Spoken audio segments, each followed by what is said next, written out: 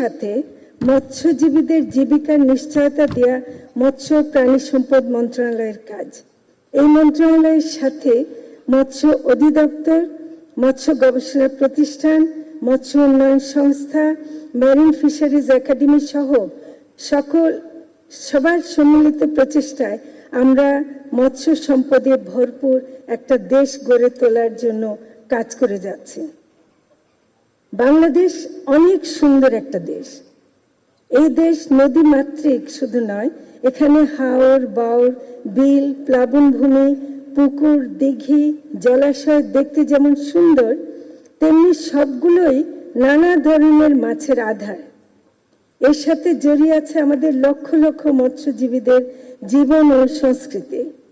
বাংলাদেশে 38 লক্ষ হেক্টর অভ্যন্তরীণ মুক্ত জলাশয় আর প্রায় 9 লক্ষ হেক্টর বদ্ধ জলাশয় আছে। মুক্ত জলাশয়ে মাছ প্রাকৃতিকভাবেই হয়। মৎস্যজীবীরা নির্দিষ্ট সময়ে তা আহরণ করেন। দেশের আভ্যন্তরীণ জলাশয়ে 669টি অভয়াশ্রম আছে। এই অভয়াশ্রমগুলো মৎস্যজীবীরাই ব্যবস্থাপনা করেন। মৎস্য সপ্তাহের মূল স্লোগান তাই আমরা দিয়েছি, অভয়াশ্রম গড়ে তুলি, দেশি মাছে দেশ ভরি। অর্থাৎ অভয়াশ্রম গড়ে তুলে আমরা মাছের প্রাপ্যতা ও বৈচিত্র্য রক্ষা করতে পারি। এটা একটা সহজ সরল স্লোগান।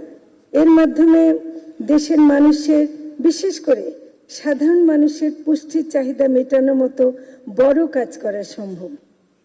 আমি আপনাদের জানাতে চাই যে মৎস্য আইন, protection and conservation of fish act 1950 সংশোধন কল্পে প্রণীত অধ্যাদেশ অনুযায়ী 2025-এ নতুন একটি ধারা 7 যুক্ত হয়েছে। সেই অনুযায়ী মুক্ত জলাশয়ে অভয়াশ্রম ঘোষণা করে মাছ এবং অন্যান্য জলজ প্রাণী সংরক্ষণ করা যাবে। এই গ্যাজেটটি 29শে জুন 2025 তারিখে প্রকাশিত হয়েছে। অন্তর্বর্তীকালীন সরকারের সময় করা এই কাজটি দেশের মাছের প্রাপ্যতা বাড়ানোর জন্য গুরুত্বপূর্ণ ভূমিকা। বিলেই আমাদের দেশের মাছের বৈচিত্র্য আছে। আমাদের প্রায় 261 প্রজাতির স্বাদু পানির মাছ আর ছোট প্রজাতির মাছ আছে 143টি।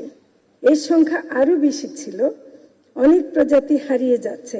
আমরা সেই হারিয়ে যাওয়া মাছের বৈচিত্র্য ফিরিয়ে আনার চেষ্টা করছি।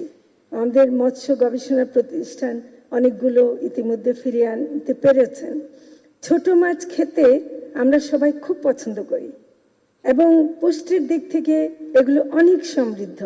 এগুলো সবই কোনো না কোনো বিশেষ ধরনের জলাশয়ের সাথে যুক্ত, কিন্তু অপরিকল্পিত উন্নয়ন কর্মকাণ্ডের কারণে এবং এমন দেশীয় মাছের অনেক প্রাকৃতিক প্রজনন ক্ষতিগ্রস্ত হচ্ছে। হাওরের মধ্য দিয়ে অপরিকল্পিত সড়ক নির্মাণের কারণে ইতিমধ্যে মৎস্য সম্পদের ক্ষতির কথা শোনা যাচ্ছে।